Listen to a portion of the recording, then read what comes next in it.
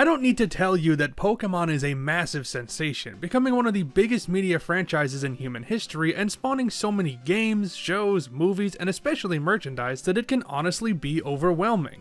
But the main appeal for a lot of people is the designs of these pocket monsters themselves, the creatures that you train up and send into battle, raising them as your own companions.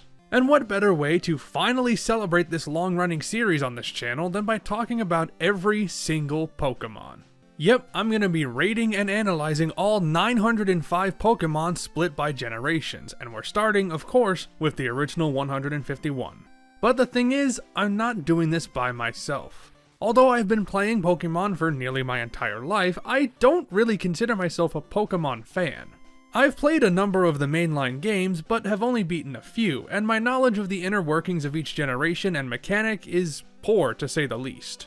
I like the series more for the designs of each Pokémon and for the world, and while I definitely enjoyed the games, I'm absolutely not an expert. So when I decided to make a video series discussing every single Pokémon, I knew I'd want to bring in someone more knowledgeable about the games, and just as opinionated, to bounce my perspective off of. That's where I come in. Hi there, I'm Dribson, and I'm Cloud Connection's brother. Some of you might remember me from his videos on Half-Life Decay and Portal, or perhaps as Cloud's co-commentator when he streamed Pokémon White, and I'm a massive Pokémon fan. I've been following this series ever since the 3rd generation, and I've never looked back. Pokémon is a series that was extremely easy to get into when I was young, and the content available to me increased in difficulty the older I got, which consistently got me hooked through the 5th generation. I started getting into the more competitive side of battling starting in the 6th generation, and the competitive aspect being primarily a game of pre-planning, knowledge, and a touch of luck is why I find this series to be interesting nowadays. Now, our histories with the franchise are obviously very different, so we thought it would be fun to come together and each give our own ratings and opinions on all these Pokémon. We wrote our mini reviews and ratings for each Pokémon separately, and then came together when our halves were complete. We based our ratings on a number of factors, including the Pokémon's design, usefulness in battle, and/or typing advantages and disadvantages, giving each Pokémon a rating from 1 to 10. The end goal isn't to determine which is the best Pokémon from each generation or anything, we're just laying out our thoughts on these creatures and what they look like, but at the end of the video we will be handing out awards to recognize the best and worst of these Pokémon. And before you ask, for now we're only counting the original Kanto Pokémon designs. We're saving alternate forms for the generations where they're introduced, so we're not talking about Mega Evolutions, Alolan forms, Gigantamax forms, or Hisuian forms just yet. Also, please keep in mind that these are just our opinions, and while we are being honest here, we're making this video primarily to have fun and see what each other has to say. So with that all out of the way, let's start at the beginning.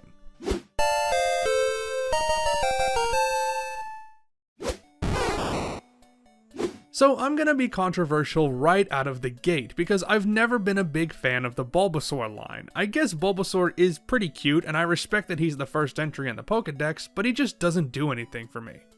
The best starter in Kanto, and a great way to start the Pokédex. I mean, just look at this little cabbage dinosaur. He's cute. Marginally better than Bulbasaur, and it's purely because of the contrasting colors on his body and the flower bud, although it's not a stellar improvement, and Ivysaur's still just kinda meh for me. Not nearly as cute as Bulbasaur, nor as cool as Venusaur. Ivysaur starts the trend of those weird, edgy, teenage middle starter evolutions. Venusaur's mostly the reason why I look down on the Bulbasaur line, as nothing about this Pokemon appeals to me in the slightest. A disappointing start to the first generation for sure. This ugly son of a fuck is one of my favorite Kanto Pokemon. He's high as shit, or at least his motto in Pokemon Stadium is. Charmander is a top-tier starting Pokemon, no questions asked. It hits the right balance of being cute and cool, but also the fact that it will die if that flame on its tail goes out is really sad. Why you gotta be like that, Pokemon? Charmander's pretty cool. Nothing in particular to say about him though. Look, a lot of starter Pokemon middle children aren't that great, and Charmeleon is the perfect example. Compared to its immediate predecessor and successor, this one just can't really compare. A bit more edge compared to Ivysaur, but it looks a bit too much like Charmander, and not a perfect in-between of Charmander and Charizard.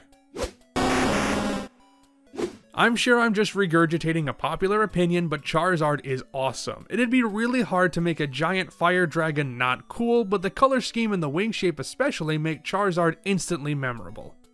Charizard is overrated. I wish the Pokemon Company would stop shoving Charizard down our throats. I don't give a shit about the Champion of Galar having a Charizard. He can't find his way into a brick wall. Gen 1 has better fire types and better flying types, and even a better fire flying type. It's like they made this thing with the sole purpose of marketing. I'd say I despise this stupid fucking dragon, but it isn't even a dragon. Pokemon Trainer died in Smash 4 for this. Negative 234 out of 10. For as standard as Squirtle's design is, it's amazing how much of that basic quality works. This is just a turtle with the water element, and that's all you need. Squirrel Turtle. More middle stage weirdness here, though not quite as bad as Charmeleon. Wartortle is essentially just Squirtle, but perpetually angrier, and considering he's the rowdy teen of this line, it at least makes sense. Why does he have wings on his head? 5 out of 10, bad Chekhov's gun right there. Yo, this Pokemon is straight up carrying heat. What the hell are the open carry laws in Kanto anyway? I've got a soft spot for Blastoise, just because the idea of a tortoise with water cannons is pretty cool, though it doesn't beat the appeal of Charizard. I really wish Blastoise was cooler. His cannons are sick, but the rest of him doesn't really do much for me. Also, why do we pronounce tortoise as tortoise and not Blastoise as Blastus? I don't know why, but I find a lot of the first form bug types absolutely adorable, and Caterpie is no exception. There's just something about his face and his little feet that just warms my heart. Nothing really of note here. The standard first forest bug that evolves before the first gym. It's lean, it's green, it's not very obscene, Metapod is just kind of a boring blob and I don't care for it. I wouldn't know how to make a cocoon Pokemon interesting, but this is not it. It's so... nothing. Thankfully, the Caterpie line redeems itself because I love Butterfree. Again, like a lot of Gen 1 Pokemon, there's not a lot to this one, but it captures the grace and elegance of real-world butterflies very well, and it's just so gosh darn pretty. A simple design for a butterfly. I just wish it was better past, like, the second gym, where being fully evolved isn't as much of a boon when many middle evolutions are available and better. So remember what I just said about first form bug types being adorable? I might want to take that back because Weedle can get the fuck out of here, looking like a little string of poo balls with gum attached to it. Screw that noise. Much the same as Caterpie, but yellow. Honestly, the most interesting part about Kakuna is the whole his midsection looks like a tie thing. I can only think of that every time I look at this thing, and it actively distracts me from everything else about it. Much the same as Metapod, but yellow. Hey, bees are pretty cool, so Beedrill is pretty cool. It's nowhere near as intriguing a design as Butterfree, but for an early game bug type, it's at least a decent choice, and we know that Beedrill helps the environment, which is pretty sweet. I'll be honest, Beedrill is one of my favorite bug types and Kanto Pokemon. Just the right amount of intimidating and cute. Look, there's a lot of bird Pokemon, and despite Pidgey being very boring and stock by comparison, there's something about it that I really like. Maybe it's the face or the sharpness of the wings, I don't know, but it's cool. Setting the standard for Route 1 bird, nothing much I have to say about this. There's not too much that makes Pidgeotto stand out from either its pre-evolution or its evolution, so it just kinda gets the same score from me, and that's about all I can say. This Pokemon should be called Pidgeot. I'm gonna be honest, if you showed me Pidgeotto and Pidgeot on the same screen and asked me to tell you which was which, I wouldn't be able to do it. They're barely any different, and that means Pidgeot has no reason to exist. This Pokemon should be called Pidgeotto, but I am a big fan of the striking yellow and red crest on its head. I don't know if people like Rattata or not, but personally, I've never been a huge fan. Gen 1 Pokemon suffer in retrospect from just being kind of boring, and in this case, this little rat is guilty. The originator of the Fear strategy, Focus Sash, Endeavor, Quick Attack Rat, in competitive singles. Surprisingly good early game as well. Wow, talk about a downgrade. Even if Rattata isn't one of my favorites, I almost want to pity it because it evolves into Raticate, an ugly, terrible looking ball of rat. Also, close your goddamn disgusting mouth, rathead. This thing's nasty gnawers are a bit too much for me. Maybe Raticate would have also looked nice in purple like its pre-evolution. Never really been a fan of the Spearow line. It's not a terrible design or anything, but it just does nothing for me, though I suppose it is kinda cute, but there's so many cute Pokemon in this generation, so that's not saying much. The inferior Kanto normal flying type, though I do understand why some people may prefer it to the Pidgey line. I don't like Spearow, but I really don't like Fearow. The neck and beak are way too slender, its mohawk is really dumb, and the rest of its body is so boring that it's all around a really bad Pokemon. A fair comparison to Pidgeot, though it could use a bit more meat on its neck. Here's a case where the Pokemon's simplicity actually helps it a lot. Ekans doesn't need a lot of frills to make an impression, as it's already such a cute little dude that it doesn't even matter that they eat the eggs of other Pokemon. Let the little snaky have its eggs, you can't say no to that face. Pokemon really needs more snake-themed designs, and Ekans sets a nice standard for a traditional snake design. It took me until now to realize it, but Arbok is awesome. Dark and intimidating, but still pretty cute in a way, taking advantage of the Cobra's physical traits and capitalizing on the fantasy elements with that iconic face marking. Arbok should be a poison dark type. I do really like its Cobra design, which hasn't been seen in later snake designed Pokemon. I mean, of course Pikachu deserves this rating. It's become the face of the Pokemon series for a reason, and even if they weren't, Pikachu's adorable features like the tail and the ears would place it very high up in my heart. Bring back Fat Pikachu. Gigantamax Pikachu wasn't enough. I still love him though. Next to its younger sibling, Raichu gets pushed aside a lot, and I think that's unfair, because in a lot of ways, it's just Pikachu but cooler, definitely not as iconic, but certainly deserving of praise.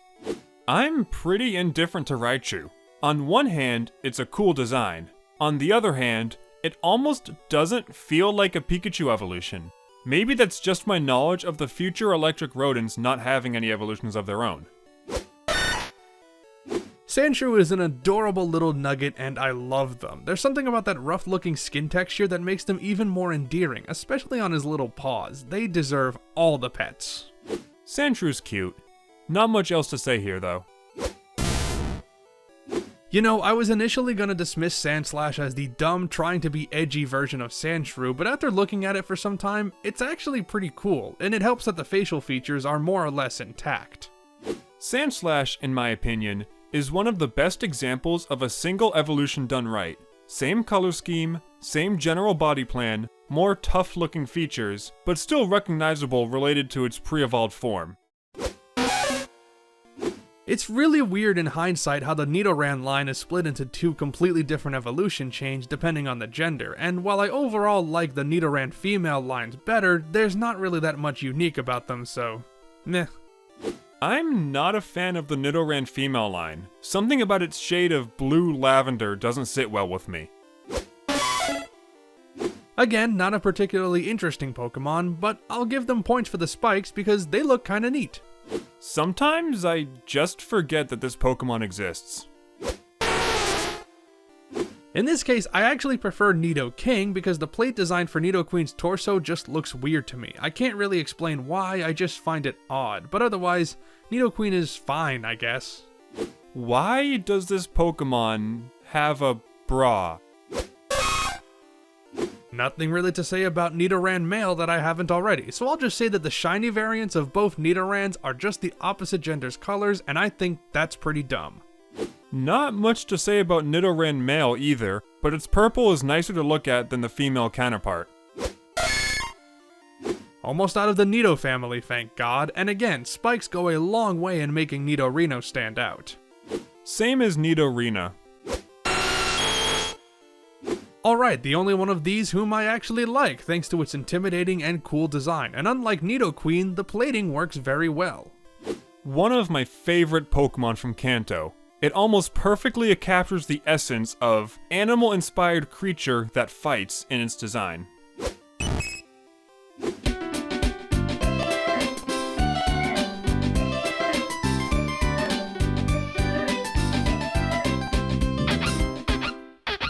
Clefairy is a good example of one of the most uninteresting Pokemon that doesn't do anything particularly bad or even mediocre, while still leaving a lot to be desired. Well, Clefable is basically just the same pink blob shape as Clefairy, but it's those little pink wings that elevate it a point higher for me. Little details like that can really make or break a Pokemon in my eyes. Probably my favorite of the pink puffy normal types from Kanto, and a definite improvement over Clefairy.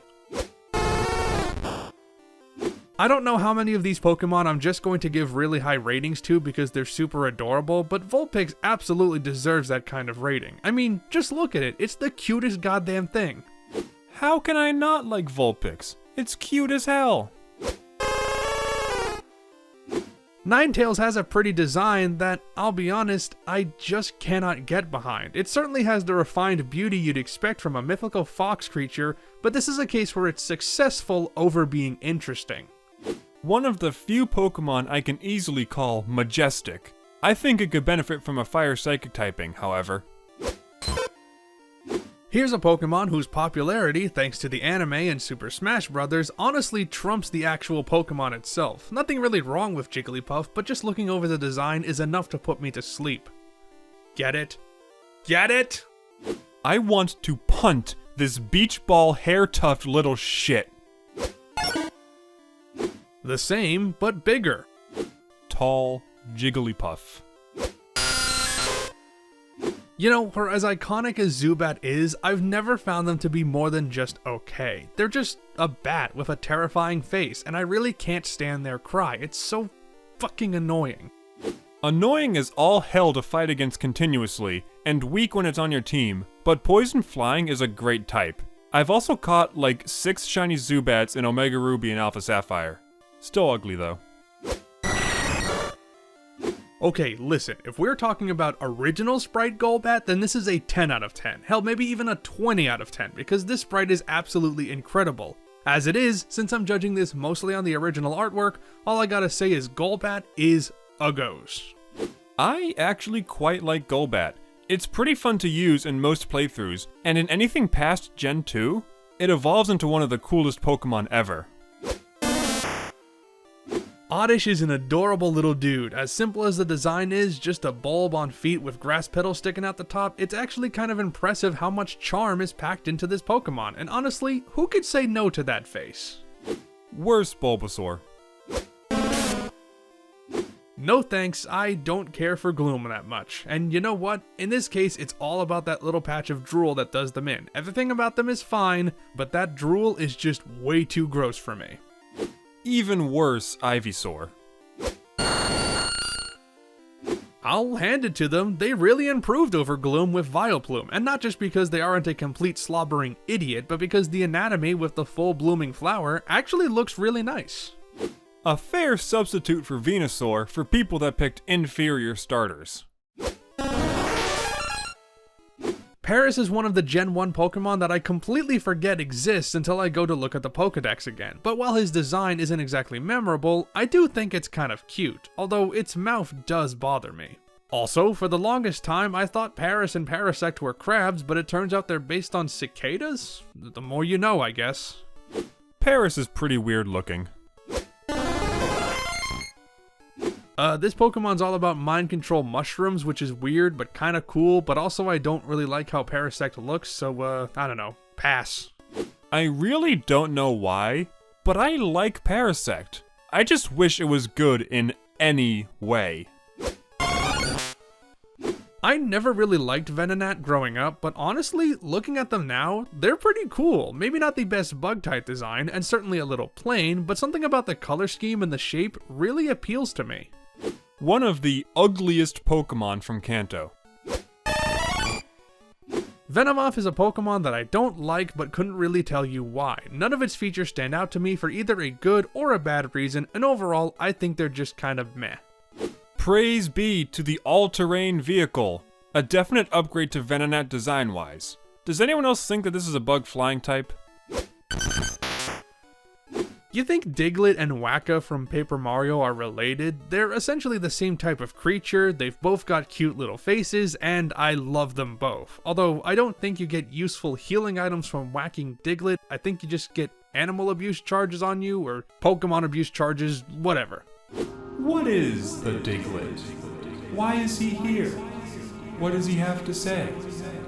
When will we learn about the Diglett? Are we in danger from the Diglett? Should we submit all possessions to the Diglett?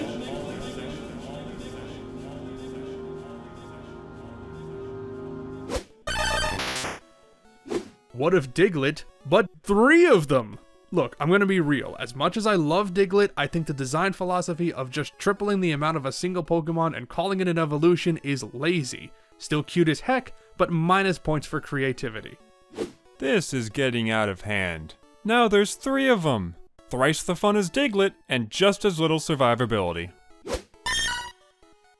Okay, all of my perspective on Meowth comes from the anime, so maybe this isn't exactly the best judge of character, but anime Meowth is great, so I'm gonna say that Meowth on the whole is great. Honestly, not a huge fan of Meowth, and what I watched of the anime doesn't help its case all that much. It's certainly a cat. That's all I got. Persian's just super boring. Kanto is quite known for its simple designs, but this is just a cat. Like, really? You know, Psyduck has the constant expression that it doesn't have anything figured out, and I relate to that super hard. I think it's actually why I like it so much, because otherwise, its design would fall a little too flat for me. It has Psy in the name, but it's not Psychic type?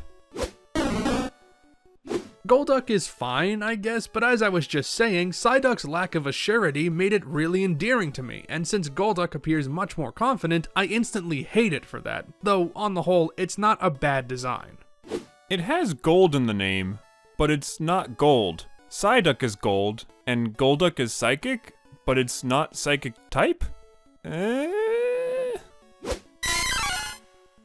It just occurred to me when looking at Mankey for this video that a lot of its features are weird. I guess I never noticed how Mankey only has 6 fingers, 6 toes, a pig nose, and bat ears, and honestly, it all looks kinda cool actually. Monkey. This is just Mankey but a little bigger, and now it's got these armbands which are certainly a thing. Big monkey. Growlithe's pretty awesome, and also I think underappreciated. Like, this is a super cute Pokemon, and I know it's probably universally loved, but still, more people need to appreciate this little dude. One of the cutest Pokemon from Kanto, and usually my go-to fire type whenever I'm in the region. So Arcanine freaking rules. I've been up and down on a lot of evolutions in this gen because some of them lose a ton of the charm of the first forms, but Arcanine actually enhances it quite a bit with how cool it looks. Also, it's apparently the legendary Pokemon? That's kind of weird in hindsight. The best fire type in Kanto, and one of the best Pokemon from there as well. It has truly earned its moniker as the legendary Pokemon. I know that even in Gen 1, there's a lot of Pokemon designs that are just cute little spheroids, and sometimes it can be hard to distinguish them from each other, and even considering all that, I still really like Poliwag. It's simple, but it works. Poliwag is pretty cute, but it's a fairly uninteresting design. Poliwag and Poliwhirl get mixed up in my brain a lot, probably because of that cute spheroid thing I just mentioned, but even though it's just Poliwag with boxing gloves and feet, it's still pretty cool. Poliwhirl isn't that much better than its pre-evolved counterpart. This is just Poliwhirl with fingers and angry eyes. Next. Poliwrath has a fighting type and general toughness over Poliwhirl, but it has to compete with Gyarados as the coolest water type in Kanto. I've always had a weird relationship with the Abra line, because while I understand why they're sort of the classic example of a psychic Pokemon, they never really resonated with me, and that starts right here with Abra, who's just kind of meh. Nothing stands out about it to me at all.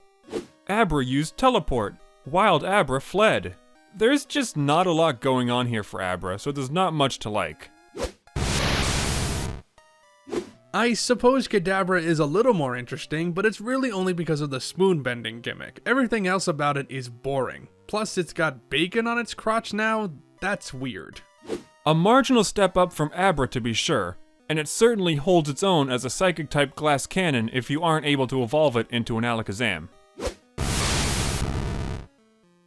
I'll give Alakazam some respect because it is a classic third stage Pokemon, even if, really, there's essentially no difference in the basic shape from Kadabra, just removing the weird tail and the symbols, which cleans up the design nicely actually.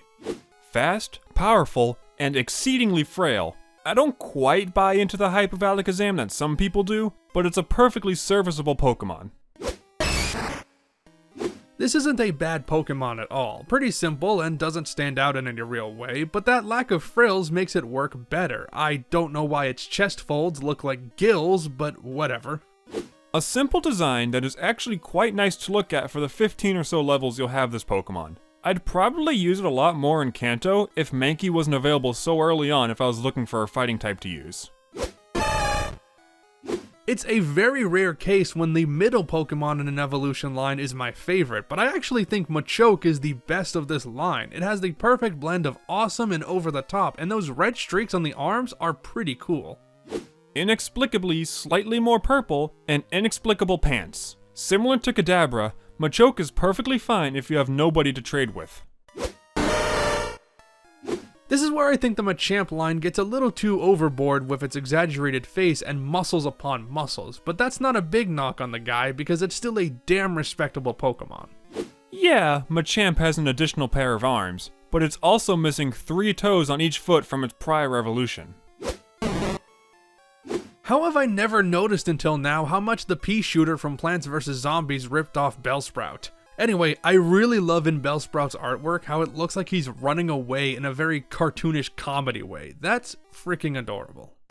Another grass poison type from Kanto that is also inferior to Oddish. I've always thought Weepinbell's face was a little weird, but I guess if someone removed my entire body and left me as a floating head, I'd make a face like this too.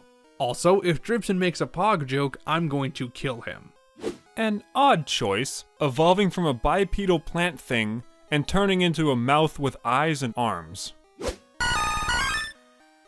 I know it's due to character limitations, but it annoys me to no end that Weepinbell has 2 L's and Victorybell only has 1, but aside from that, Victorybell's actually pretty sick, though that might be my adoration for carnivorous plants. I actually really dig the pitcher plant design of Victorybell, as it stands out from most other grass-type Pokemon from the whole series. It's also infinitely cooler than any future Venus flytrap Pokemon. As much as I love Tentacruel, Tentacool's face always sort of bothered me. It looks way too much like a grumpy old man, or perhaps Squidward's old-ass uncle. Still decent, but too bizarre for me. Tentacool is just Zubat but for surfing. At least it's a decent water-type Pokemon. Now this is how you do it. Tentacruel is one of my favorite designs from Gen 1 because of how cool and menacing it looks, and hell, I just love jellyfish in general. Although, real talk, this Pokemon is a terrorist and that's not great. A surprisingly cool Pokemon given its pre-evolved form. Also, it has an astounding base 100 speed with good defenses, making it one of the few good, fast, bulky Pokemon. Geodude is just a floating meatball with fists, and honestly, that's kind of all it needs to be. Not really anything special, just a bumpy orb hovering in the air with a permanent I'm gonna mess your shit up look on its face. This is like Zubat, but worse, since I'd rather the defensive type coverage of a Golbat instead of the slow, weakness-ridden mess that Graveler is. Do Geodude roll around everywhere, or do they walk around on their hands when they need to? Yes, it's just a bigger Geodude, but Graveler loses a point simply because it doesn't float anymore. That's a significant downgrade in my opinion. Otherwise, it's still just a big ol' meatball, but with more muscular arms, so eh. Why does he have 4 hands? Machamp makes some sense, being the final evolution, but Golem only has 2 hands. It's not even that great as a rock ground type, as I'd rather have Rhydon. It's ugly, it's not cool or tough looking, and it's not that strong. Genuinely, one of my least favorite Pokemon ever. What do you know, making something that looks completely different from its 2 previous forms actually improves on it a lot. I also really love how excited Golem looks in the old Gen 1 sprite. He's all like, hey, I'm ready to go get him. One of my favorite Pokemon trading cards I had as a kid was a Golem, Golem EX Legend Maker number 6 specifically, that had an attack called Enraged Linear Attack. I thought I was so smart that I could read such words at a young age, despite not knowing what they meant, and I was disheartened to learn that this was not a move that Golem could learn in the games. Sometimes it pays to be more literal in your depiction of something. Ponyta, the fire horse Pokemon, is just a horse with fire for a mane, and that's all it needs to be. No markings, no other special body features, nothing. Simple and clean. My favorite horse-inspired Pokemon. It's another example of a very simple design done extremely well. The same, but bigger. Rapidash's Japanese name is literally Garapu, or just Gallop, which is quite on the nose if you ask me. Either way, Rapidash isn't a horse. It is clearly a unicorn, and is as such my favorite unicorn-inspired Pokemon. I adore this little dork so much. Slowpoke is so freaking stupid and aloof, and I love it. I mean, look at its expression. It's the best. Also, did anyone else think the Slowpoke line was based on pigs and not a salamander hippopotamus hybrid like it apparently is? Slowpoke is just a little ball of nothing that I can't bring myself to dislike. My favorite part about Slowbro and Gen 2 Slowking is that it's literally Slowbro with a symbiotic parasite on it. I mean, Slowbro gets all of its strength from the Shelder on its tail, but Shelder's only doing it for its own benefit. This is straight up a toxic relationship, and I kinda love that. Why does Sabrina not use a Slowbro until the Let's Go games? She has a Venomoth in all of her teams, excluding rematches and the Pokemon World Tournament and Black and White 2, which isn't even a Psychic type. I've always kind of liked how Magnemite looks like a pile of junk that's just brought together by magnetic force. It really sets it apart from the organic Pokemon from this generation and makes it an instant classic design. A Gen 1 design that still manages to stand out 700 something Pokemon later. What if Magnemite, but 3 of them? And just like Dugtrio, if they thought that tripling the amount of Magnemites is going to lead to triple the enjoyment, then they're wrong. I actually like Magneton less because there's no real evolution here. It's just 3 Magnemites stuck together. A funny-ish concept that I wish wasn't already done with Dugtrio. I hate Farfetched's name, especially when you see the possessive form written out like I just did. Farfetched's? Ew. Otherwise, this Pokemon's fine, I guess. Just a duck and its onions that is extremely Japanese, and there's nothing more to say. Farfetch'd has so little going for it, being the worst normal flying type in a generation with 3 other normal flying types. And the worst part is, Farfetch'd doesn't even evolve. It's stuck at being the worst. I'm torn on Doduo, because while I think it is pretty cute, especially with those beady eyes, it also looks super frail, like you could break Doduo's necks by just looking at them wrong, and I don't know what to feel about that, so I'll give it a good score from a safe distance to protect this little dude. Sometimes I genuinely forget that this is a Kanto Pokemon, and think of it as a Johto or Hoenn Pokemon instead. Thankfully, Dodrio looks a lot more rigid than its predecessor, and with an additional head plus some cool, sharper details, it edges Doduo out in my mind as well. A definite improvement to Doduo in every way, and probably my favorite Kanto normal flying type, though I am more likely to use Pidgeot due to its ease of access early game. Seal's kind of a bit too dopey in the face for me. I normally like Seals and think they're really cute, but something about Seal's face here makes him look a little too dumb. Sorry Seal, just can't get into you. I love this little guy. He's got just the right amount of cute to him. Whatever I didn't like about Seal is taken away with Dugong, because Dugong is amazing. One of my Dark Horse favorites from Gen 1, Dugong is another simple yet adorable design that deserves all the love. A little bit of a downgrade from Seal, or at least not enough to differentiate himself as being more than a Seal, but bigger and part Ice type. I've never been keen on sentient blob characters, so Grimer doesn't really do it for me, but I do love how this Pokemon apparently gained sentience because of X-rays from the moon, which is absolutely ludicrous, but also hilarious to me. Grimer looks way too happy given his form. What is the key to Grimer's eternal happiness? Instead of criticizing Muck for just being a bigger copy of Grimer, I'd instead like to encourage you all to do whatever you can to help protect our environment. It's the only one we have, and pollution like Muck is literally killing the world we live in. Don't be a Muck. Make a difference. Big Grimer. Why was he shown with only one arm up until X and Y? Sometimes I feel like Shellder only gets attention in relation to the Slowpoke line, and while I understand why, I think it's a shame because I actually like Shellder quite a bit. It's cute, I really like the colors, and it's another case of simple design winning out. Shellder looks so boring. There's nothing in this design that interests me, nor anything that draws me away from it. I want to imagine that the pitch for Cloyster was, what if we gave Shellder a mecha? And you know what? That's honestly super rad. I love Cloyster. Cloyster is a vast improvement from Shellder. Also, is it the shell that rotated sideways, or the pearl entity thing in the center that rotated during evolution?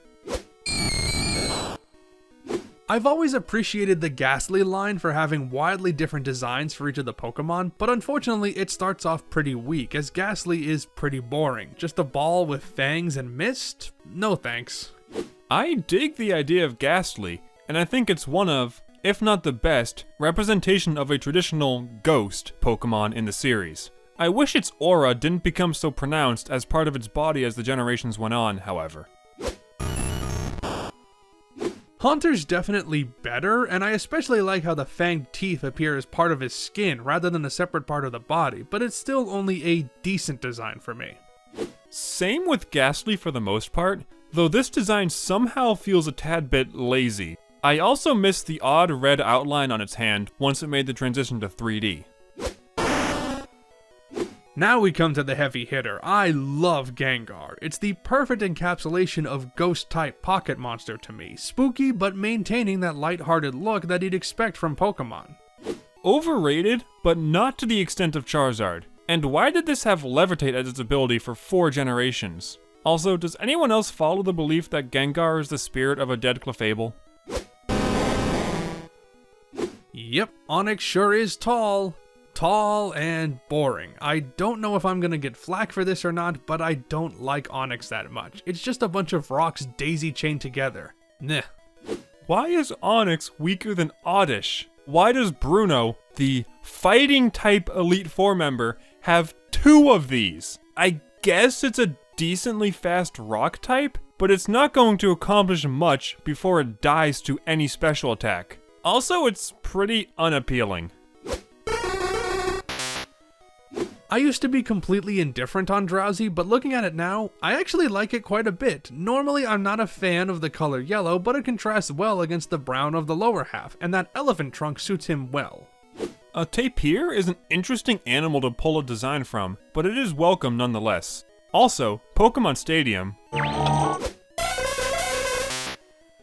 Yeesh, Hypno does not look right at all. I can forgive the removal of the brown coloring, but everything from his face to the white tuft of fur just sinks this one down for me.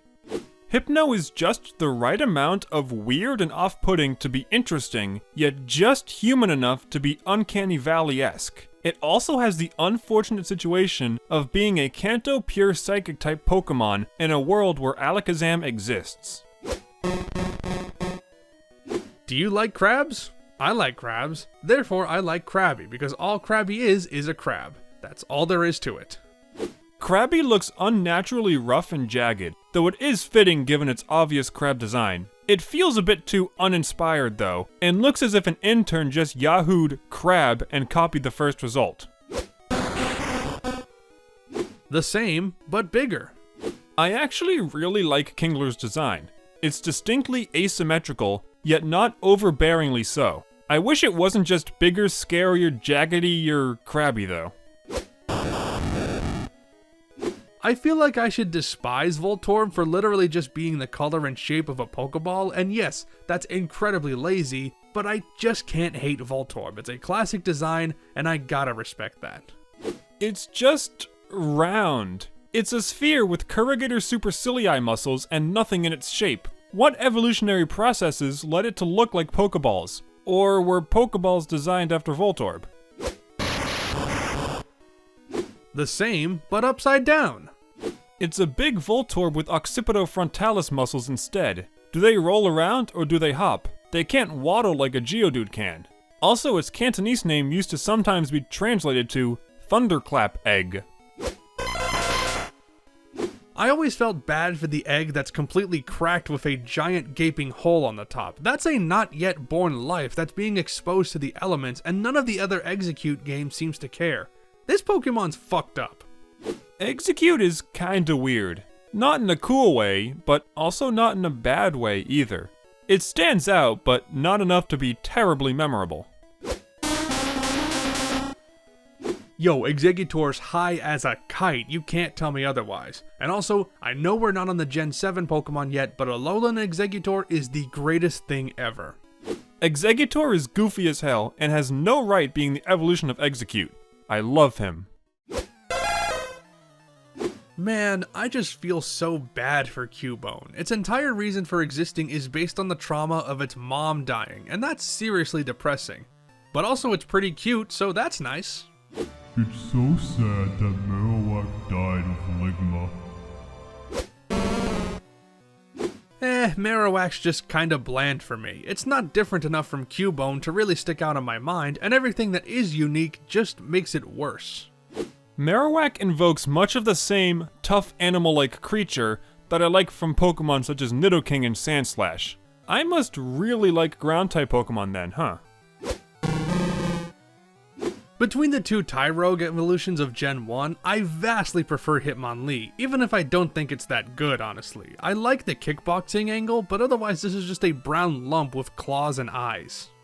This chicken drumstick looking thing is probably my least favorite of all the Hitmons. He just has no features outside of his eyes, arms, and legs.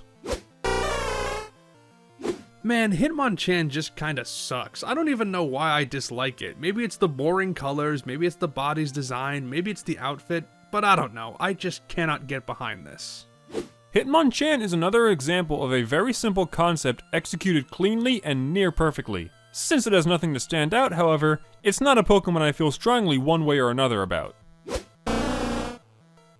Can't say I'm a fan of this Pokemon, but it gets a pass purely because of that sushi eating minigame from Pokemon Stadium. Those licky tongue noises are embedded in my brain, and anyone who's played that knows what I'm talking about. Licky Tongue is weird and creepy, but not quite Uncanny Valley-esque. I think it's still a somewhat unique design, but it has to compete as a pure normal type against the likes of Snorlax, Tauros, and Kangaskhan, so it's pretty difficult to like Licky Tongue. I can't say that I like coughing that much, especially because everything about it just reminds me of a fart. Like, those are just fart clouds around it, and look at that face, it is definitely tooting. Coughing, more like passing gas. Coughing is ugly, but it's definitely meant to be unappealing. Yet at the same time, it's just a bit cute? Maybe it's its perpetual smile, knowing that he totally just ripped a fat one and doesn't have to be the one to smell it. This Pokemon looks like a botched experiment, dude, like something on a Total Recall, which is kinda cool, but it's still a bunch of farting balls, so One of the most egregiously asymmetrical designs in Pokemon, but it really only fits with the Pokemon's theme of toxic sludge or cancer or something. Wow, I actually really like Rhyhorn, and I never realized it until now. I really like the intricate layout of its plates and spikes, and how it looks like a rhino, but just abstract enough to be its own thing. I always forget that this line is Kanto, despite Giovanni using two of these in Fire Red and Leaf Green, which is how I've always experienced Kanto. Regardless, it's not a bad design, and a rhinoceros is a unique creature for Pokemon. And they lost me with this one. With a lot of Pokemon, the simplicity works in their favor, but Rhydon's simplification of Rhyhorn's features actively kills the enjoyment, and now it's just kind of a boring biped shape. Disappointed in this one. Much cooler than Rhyhorn, and although it still kind of feels like a colorless Nidoking, I still really like this design. I would say I regret not using this during any of my Kanto playthroughs, but the thought of having to catch a Rhyhorn in the Safari Zone, and then leveling it up to level 42, is enough for me to rather use any other rock type barring Onix. Chansey's an interesting case where the official artwork and the anime depictions are far better than the in-game sprites, because I've never felt that Chansey really looked all that great in-game, but if we're just going by the artwork, it's pretty cute.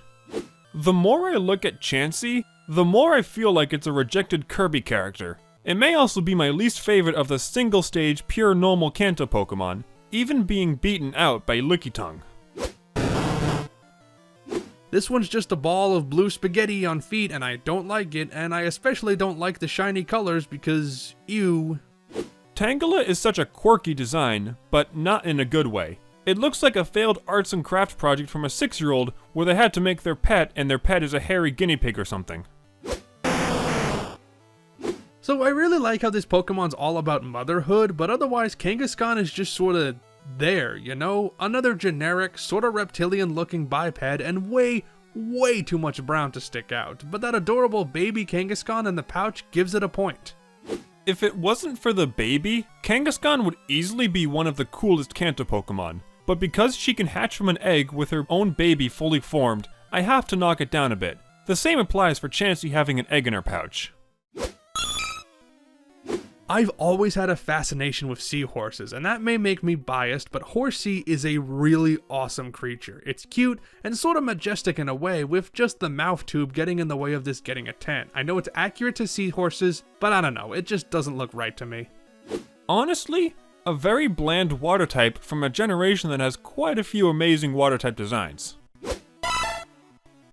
Even though Seadra's still got that mouth issue, everything else about it rules. The sharp points of the fins and facial features really make this an awesome Pokemon. A much needed improvement over Horsea, but not enough to really be cool. It feels like the weird middle evolution, but without the final evolution, for the time being. So I admit a lot of my perspective on Goldeen is skewed thanks to Smash Bros, where it's a useless Pokemon, but viewing it in a vacuum outside of that, I like Goldeen a lot. The fins in the back especially look great to me. Goldeen is one of the few first-stage fish Pokemon that has some sort of personality, but it easily could have done with more colors, or at least a more visually striking pattern given its goldfish-inspired design. I'm not as big on Seaking as I am Goldeen, but the black and white patterns on the fins and the subtle red work really well for me. Love that horn as well. Seaking gains the design aspects I wish its pre-evolution had, but loses the personality that made Goldeen somewhat decent. At least it sets a good standard for a fish Pokemon. Anyone else think Staryu looks like a quest item? I don't know, it looks like something that you'd have to insert into a cavern wall to open up a hidden door at an RPG. And if you couldn't tell by me rambling about that instead of commenting on the Pokemon, Staryu is boring. Does anyone else forget that this Pokemon isn't a psychic type? I always forget that when I go into Misty's gym. Regardless, Staryu is also a pretty uninteresting design, and Starfish aren't interesting enough to give it any uniqueness pity points. Same critique as Staryu applies, but I guess Starmie looks cooler with the purple skin and doubled limbs. Still, meh. It's just two Staryu layered on top of each other, but the color difference seems to make it work. No. I'm not a Mr. Mime hater, though I'm no Mr. Mime apologist either. It looks more goofy than unsettling personally. Scyther looks kinda neat, I guess, but every time I look at the official artwork for it, I can't help but feel like it's a Pokemon assembled from the parts of other creatures, and that kinda freaks me out. Spoiler alert for future generations, I think Scyther is the coolest bug-type Pokemon until at least Unova. That includes the likes of Pinsir, Heracross, Caesar, and Yanmega. Scyther is probably the best bug-inspired, tough-looking animal creature. Also no. Much the same as Mr. Mime, but having recently used a Jinx in a playthrough of Kanto, my opinion has been raised a tad bit. I don't know, Electabuzz is fine, I guess. Not really a fan of this one, but it's not like offensive or anything. Electabuzz is almost really cool, but I don't think its design is anything to write home about, especially amongst the other vaguely mammalian bipedal Pokemon that Kanto has to offer. For the third time, no. It's like Electabuzz, but less cool. almost looks like a weird middle evolution between Charmander and Charizard, so I guess it's a slightly more interesting Charmeleon? For the 4th time, no. Stag Beetles are really cool, but not as cool as Scyther. Not by much, however, since I still really love Pinsir. For just being a bull with multiple tails and gray forehead spikes, I'm surprised how much I like Tauros. It doesn't really stand out that much, but I don't know, maybe I just like bulls. Another great pure normal Kanto Pokemon. Not as interesting a design as Kangaskhan, but still extremely great for what it is. You know it, you love it, Magikarp is the king. I know my score is partially because Magikarp is a meme, but you can't give the star of the best Pokemon Stadium minigame anything less than a 9. Side note, if Dribson gives Magikarp anything less than a 9, please leave angry comments on this video because that's great for the YouTube algorithm. It's just an emotionless fish. Yep, Gyarados is awesome. A classic design with tons of cool details in the fins and spikes, intimidating and elegant. Gyarados is a top contender for the best Pokemon design of Gen 1 for sure. Unpopular opinion time once again. Gyarados is overrated, though not as much as Gengar or Charizard are. I still like Gyarados, but I like other water types better from Kanto. Lapras is really sweet, and I think more people need to appreciate it. It doesn't get the same recognition of the major water types like Blastoise or Gyarados, but it has a spot right up there in my heart. I used to think that Lapras and Dory from Super Mario 64 were the same thing. I really like Lapras, and I think that Pokemon needs more ancient marine reptile-inspired designs, as the Arctofossils in Sword and Shield don't do them justice. Here's the thing with Ditto, because its entire reason for existing is looking like other Pokemon, I can't give it a high score because it isn't uniquely rendered, but because it succeeds at its intended purpose, I can't give it a low score. So I'm putting it squarely in the middle, even though objectively, Ditto doesn't deserve a score of any kind. It's just not the point. I think Ditto is a really silly idea that only works since it's the first generation. Eevee is the best goddamn Pokemon ever created, and that is an undisputable fact. I don't care what anyone else says. If Dribson says anything bad about it, then he is a filthy goddamn liar. I love Eevee, but honestly, who doesn't at least think that this is, still to this day, one of the most adorable Pokemon ever created? Also, people get really weird when picking a favorite evolution. So most of the best evolutions don't start propping up until later generations, but of the 3 originals, Vaporeon is without a doubt the best. The fins for ears and scales along the backbone especially stand out to me. The best evolution of the original 3, and one of my favorite water-type Pokemon of all time. Jolteon's a close runner-up in the original evolution, simultaneously being very cute and cool looking thanks to those spiky puffs of fur, and I love the white and yellow contrast. I've always gone back and forth in how much I like Jolteon. I see Jolteon be used a lot, and I like it, but then I forget about it and never use it myself. Flareon's certainly not bad, but compared to Vaporeon and Jolteon, it's nowhere near as good. The flame-shaped fur accents are great, and I dig the shade of red it has, but it's just not as memorable. I really like Flareon. I really want to love Flareon. But even after the physical special split in Generation 4, it took them like 10 more years to finally get a good physical fire-type move. And why is it so slow? I'm glad that Porygon was invented in the mid-90s, so it emulates early 3D computer graphics, making this much more memorable in hindsight than if it was designed later, because that chunky aesthetic makes Porygon a highlight of this generation. Porygon is a kinda cool design, especially from an age before computers were terribly mainstream. Doesn't really hold up too well though, and who has the patience to grind out or buy out the game corner? Ammonite is a cute little dude, but unfortunately I don't find it that exciting or interesting, so it's getting a pretty middling score from me. I would say praise Lord Helix, but I'm a Dome Fossil heathen. Sorry Helix Fossil fans, but I just don't like Omastar that much. His tendrils are kinda cool, and I guess I don't mind the spikes in the shell, but otherwise it's just super uninteresting, and I really don't like that mouth. It's like Ammonite, but cooler. One of the better evolutions of a fossil, but an ammonite isn't a particularly interesting design. I completely forgot about Kabuto until writing this video, and I wish it had stayed that way. Not only is he brown and boring, he's also a little bit too creepy. Also looks like a mushroom cap, and I hate mushrooms, so blech. I know I just recently said I was a dome fossil heathen, but Kabuto is kinda ugly.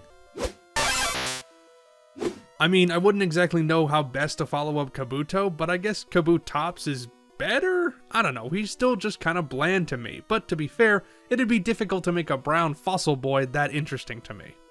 Much better than his pre-evolved form, Kabutops gives me some Scyther vibes.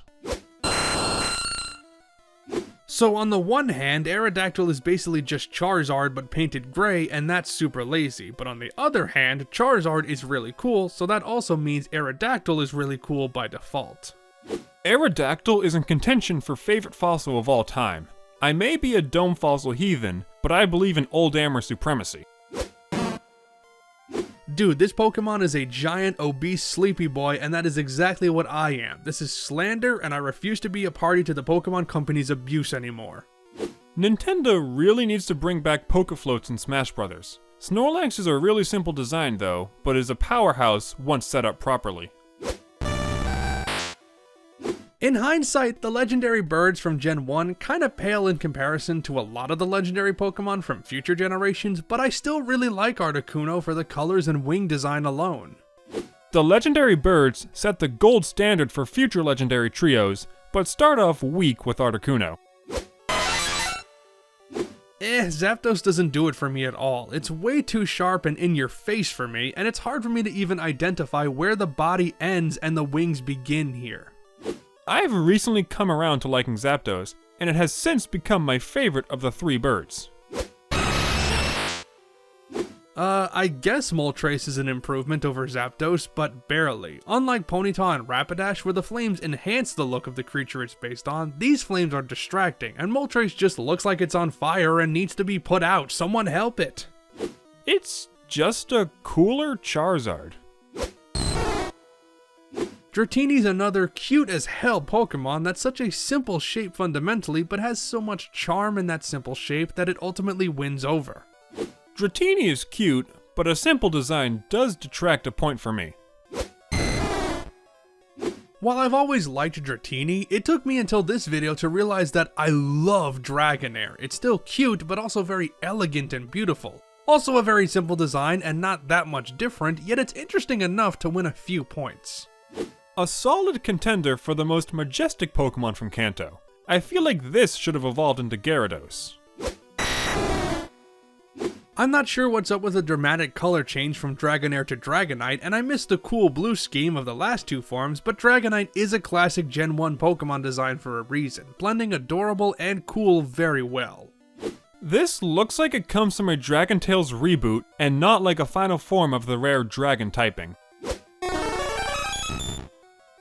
A lot of my perspective on Mewtwo comes from the first movie and from Smash, but with that in mind, he's pretty cool. I mean, for just being the Pokemon equivalent of Frieza from Dragon Ball, he's still absolutely iconic.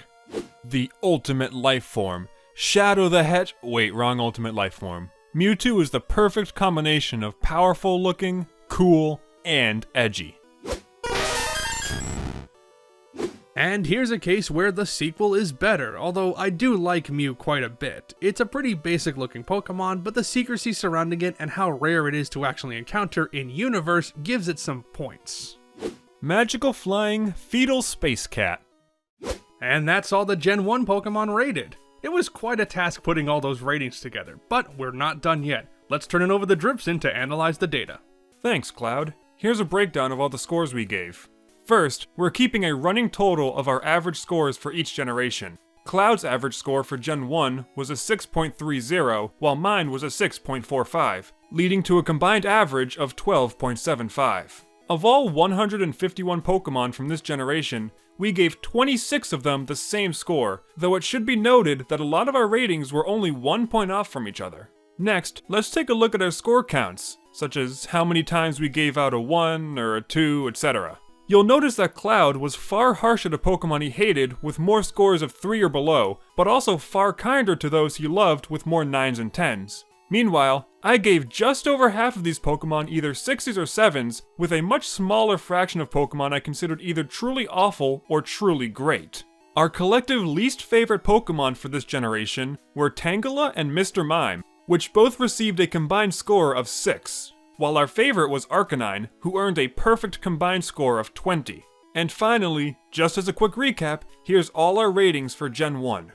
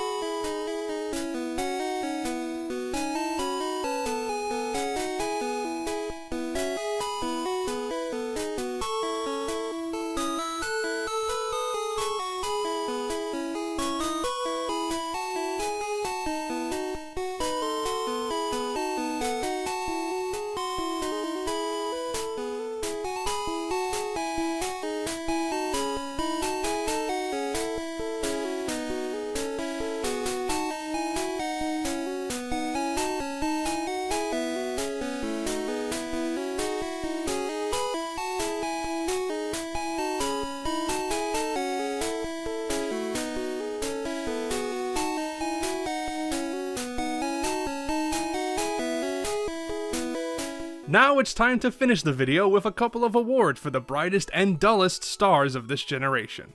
Our first awards go to the best and worst starter lines based on the average scores of each Pokemon in the evolution chain. The Perfect Partner Award for best starter line goes to the Charizard line, as despite Dribson's complaints about Charizard, we both still like these Pokemon a lot. Conversely, the Atrocious Ally Award for worst starter line goes to the Venusaur line, especially thanks to my low score for Venusaur itself. Next, we have the awards for best and worst legendary Pokemon, and for consistency's sake, we're not making a distinction between legendary and mythical Pokemon. Both kinds are eligible for these awards. The Mythical Masterpiece for Best Legendary goes to Mewtwo, who is a very memorable Pokemon indeed and a worthy recipient of this award. Then, the Fantastical Flop Award goes to Moltres, though an interesting fact, the other 3 legendaries all tied for second place, each earning just a single point above poor Moltres. Up next are the awards for best and worst type, done by calculating the average of every Pokemon within each type group. For clarification, we're making these judgments based on the most recent type chart, and dual type Pokemon count for both of them. With that said, the Excellent Element Award for best type goes to Dragon, with Fire getting the honorable mention. Then, the Catastrophic Category Award goes to Rock, though Bug and Fairy weren't too far behind. Or ahead, I guess. Now we have the Best and Worst Glow Up Awards for Pokemon who improved or downgraded the most in terms of our combined score from one evolution to the next. Our Terrific Transformation Award for Best Glow Up actually goes to 2 Pokemon who both improved by 7 points, Beedrill and Golem, both of whom overcame the shortcomings of their middle evolution. Then, our Metamorphic Mistake Award for Worst Glow Up goes to Gloom, who lost 7 points compared to Oddish. We just did not care for this drooling idiot. Let's move on to the award for the most contested Pokemon, the Pokemon whom Dribson and I disagreed on the most in terms of our individual scores. For Gen 1, the Contentious Critter Award goes to Pinsir, whom Dribson really liked with a score of 8, but whom I despised with a score of 1, making for a difference of 7 points. The last 2 awards of the night go to the Best and Worst Antagonists, and this one's a bit complicated. These are going to the best and worst rival, gym leader, Elite Four trainer, champion, or villain team leader, based on the average combined score of their Pokemon team. A few rules for this one. Trainers with duplicate Pokemon will have their score adjusted to only count the Pokemon once. For trainers you confront multiple times throughout a game, we're judging them on their final encounter, and for Generation 1, we're using Fire Red and Leaf Green as the basis for these ratings, and we'll be using whichever games we record footage from in future generations. So, our Big Bad Boss Award for Best Antagonist goes to Blaine the Fire Gym Leader, with the Elite Four's Lance taking second place. That's what happens when you have 4 of the best Pokemon in the generation. And our bad boss award for worst antagonist goes to Pewter City's own Brock. Not exactly surprising, given how neither me nor Cloud cared for Geodude or Onix, though Koga and his poison types almost took the cake here. And before we wrap this video up, let's take the time to recognize the absolute best, absolute worst, and absolute meh Pokemon with 3 special honors that will be tallying throughout the whole series. The Hall of Fame will host Pokemon that receive a perfect score of 10 from both of us, and our sole inductee from Gen 1 is, of course, the big ol' Flame Doggo Arcanine. The Hall of Shame is for Pokemon that receive an anti-perfect score of 1 from us both, but incredibly, no Pokemon enter this exclusive club this time. Finally, the Hall of Tame is for Pokemon that receive a perfectly average score of 5 from both of us, and for Gen 3, we've got 3 honorees, Paris, Persian, and Hitmonlee. Phew, that's every single Pokemon from Gen 1 rated, and man, this project was an ordeal to put together, but it was also a ton of fun. I grew up with Gen 1 Pokemon thanks to Pokemon Stadium and Fire Red, so doing this video was like checking off a box of nostalgia and putting things into perspective. A lot of these designs are very familiar to me, and it's only after putting them under a critical lens that I realized just how amazing, or terrible, these creatures are. In hindsight, Gen 1 isn't necessarily the most creative generation for Pokemon, and a lot of designs play it relatively safe, but these guys are iconic for a reason. Overall, Generation 1 has never been my favorite from Pokemon in almost all aspects, whether it be the Pokemon designs, the region, or the story. But these games set a really solid, albeit safe, baseline that all the future games have pulled from. Sure, there are some hiccups here and there, as well as a few standout performances from the start, but Gen 1 is something I will always enjoy looking back on as more games are released. Thank you all so much for watching this video. This is a project Dribson and I have been really excited to share with you. As we said at the beginning, we are planning to go through every other generation at some point, so if you want to see each new video in this series, as well as my other content, consider subscribing and clicking that notification bell. Until next time, this is Cloud Connection and Dribson signing off. Catch you later!